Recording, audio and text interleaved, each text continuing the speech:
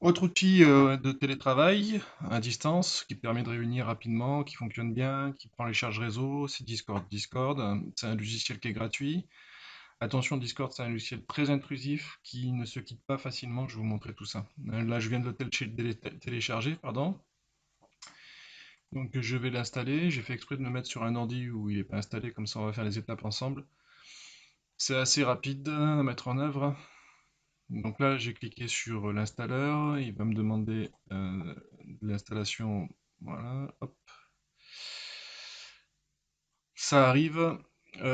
Discord, c'est un logiciel qui se met au démarrage de l'ordinateur et qui, lorsque vous activez les micros, il faut s'assurer que vous avez bien raccroché, sinon bah, tout le monde entend en fait, tout le monde peut entendre si vous n'êtes pas raccroché. Voilà. Donc ici, lorsque vous l'installez, il télécharge automatiquement les updates. Vous allez avoir dans le petit onglet ici Discord qui se mettra là, et c'est uniquement comme ça que vous pouvez être bien sûr, être bien sûr de pouvoir le quitter. Au démarrage, voilà, là il y a Starting. Donc dans le premier démarrage, si vous n'avez pas de compte, eh bien il faudra en créer un. Moi j'en ai un. C'est un petit peu long de le créer, puis il faudra en plus vérifier par mail que c'est bien vous. Voilà, là ici détection du compte, là ici il n'y en a pas, donc il va falloir que je mette le mien. Donc ici je vais écrire mon compte. Voilà, mon mot de passe. Et je peux me connecter. À ce moment-là, toutes les personnes que j'avais ajoutées, toutes les salles que je vais ajouter vont être présentes. Voilà, donc l'environnement ici, normalement, il peut être vierge. Très souvent, vous pouvez recevoir des mails pour des invitations, hein, pour rejoindre des salles. Ici, j'ai créé des salles. Formation 16, Polygro, PCSI, S2I, Polygro, PSI, S2I, et je peux en créer, hein. Donc, les salles, c'est les endroits où on va parler, où on va écrire, on va échanger, ça va rester. Je peux ajouter un serveur. Une fois que j'ai ajouté un serveur, regardez par exemple ici, je peux inviter des gens. Quand j'invite des gens, en fait, je leur envoie ici ce lien. D'accord? Donc je fais copier, puis j'envoie le lien directement aux utilisateurs que je connais par mail. Hmm. Euh, Lorsqu'ils vont recevoir ça chez eux, il suffit qu'ils installent Discord et puis qu'ils cliquent dessus, et puis automatiquement ça va arriver, ils se mettront dans la bonne salle qui va bien. Dans chaque salle, vous avez des salons, hein. Donc, par exemple, vous avez le salon textuel, là où je peux écrire du texte, là où je peux rajouter des fichiers, hein. Pour les fichiers, j'appuie ici sur Général, par exemple, ou sur la section dans laquelle je veux mettre des choses. J'appuie sur Général, j'appuie sur Plus, voilà. Et lorsque j'ai appuyé sur Plus, je vais chercher le fichier qui va bien. Donc, par exemple, ici, je vais mettre un sans-titre, ou qu'est-ce que je pourrais mettre? Quelque chose de... allez, je sais pas, quelque chose de léger, playload.bin, voilà, et je peux mettre un commentaire, j'upload. Lorsque j'ai fait quelque chose, je peux le modifier toujours, hein, le texte, ok. Donc là, c'est en cours d'uploading, donc une fois que j'ai fait uploading ici, eh bien, je vais pouvoir, si je veux, l'effacer, hein. Je fais ici, et je peux supprimer le message. Tous les messages que vous faites, vous pouvez soit les modifier, soit les supprimer. C'est ça qui est l'intérêt, hein. Je fais une faute de frappe, je peux revenir sur mon message et changer ma faute de frappe.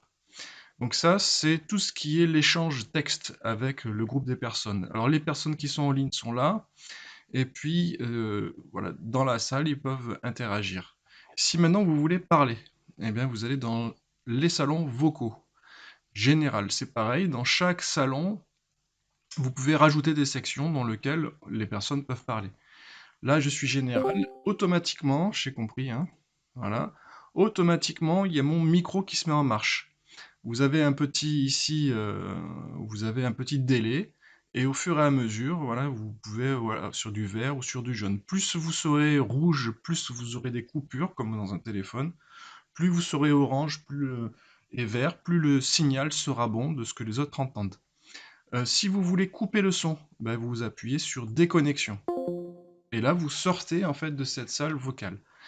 Dans cette salle vocale, vous pouvez avoir deux accès. Soit vous pouvez avoir un accès où vous projetez de la vidéo. Donc ça veut dire que vous faites un streaming, un live. Donc par exemple ici, je vais faire un live, par exemple, de ce qui a ouvert sur mon ordinateur. Donc je vais ouvrir quelque chose. Je vais ouvrir par exemple un fichier PDF. Donc je vais aller dans mes fichiers de cours. Je vais ouvrir quelque chose. Alors, voilà, par exemple S2I. Je vais ouvrir l'aide aux révisions, par exemple. Donc là, j'ai ouvert un fichier PDF. Ce fichier PDF, il est là. Et puis, je vais venir ici dans Discord. Et là, je vais pouvoir projeter un écran. Et là, hop, il le reconnaît. Soit je projette une application en écran, soit je projette l'écran total de mon ordinateur. Moi, j'ai deux écrans, en fait, hein, voilà. Donc, je vais projeter l'application et je vais passer en direct. Quand je passe en direct, à mon nom, il y a ça. Et si les utilisateurs ils peuvent soit diffuser le direct, soit ne pas diffuser du direct. Et ici, j'ai le rendu de ce qui se passe, de mon application. Alors là, ça met un petit peu de temps à diffuser en direct, parce que peut-être que les réseaux sont surchargés.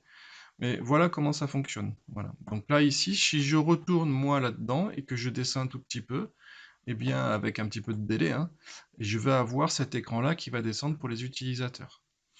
En même temps, je peux écrire du texte. Voilà, je peux écrire du texte, regardez le PDF.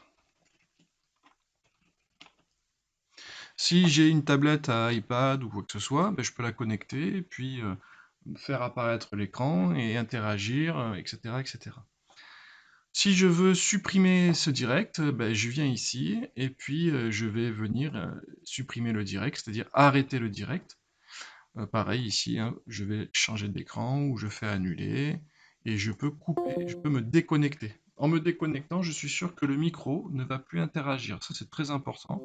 Ne laissez pas les micros sur vos salons vocaux parce qu'en fait, tout le monde va entendre. Si je veux créer plusieurs salons vocaux différents, par exemple TD1, TD2, ou bien de faire des TD de niveau, où les élèves discutent entre eux et puis nous, on va interagir lorsqu'ils nous appellent, eh bien, je vais cliquer sur le petit plus pour créer des salons à l'intérieur des salons vocaux. Donc ça veut dire qu'ici, je vais créer un salon vocal qui s'appellera TD groupe 1. Voilà, donc là je vais créer un salon vocal, et dans ce salon vocal, j'ai le petit haut-parleur ici, ça veut dire que on peut parler, on peut diffuser des vidéos, etc. Pareil, si je veux ici créer des salons textuels, des salles textuelles, ben, je vais créer ici, et du moment qu'il y a un hashtag, ça veut dire que c'est un fil de texte, hein, ou de fichiers, etc. Je peux mettre des liens, des fichiers, donc ça veut dire qu'ici, c'est l'endroit où on peut discuter et échanger. Euh, Aujourd'hui, je pense que ce type de logiciel, c'est le logiciel qui est dimensionné pour recevoir le plus de connexions possible et être rapide en fait. C'est les points de rendez-vous, je dirais, pour pouvoir discuter ensemble. Après, si les plateformes collaboratives de type classe virtuelle fonctionnent bien, à ce moment-là, on peut se retrouver sur les classes virtuelles qui sont a priori plus adaptées à l'enseignement. Bon courage à tous.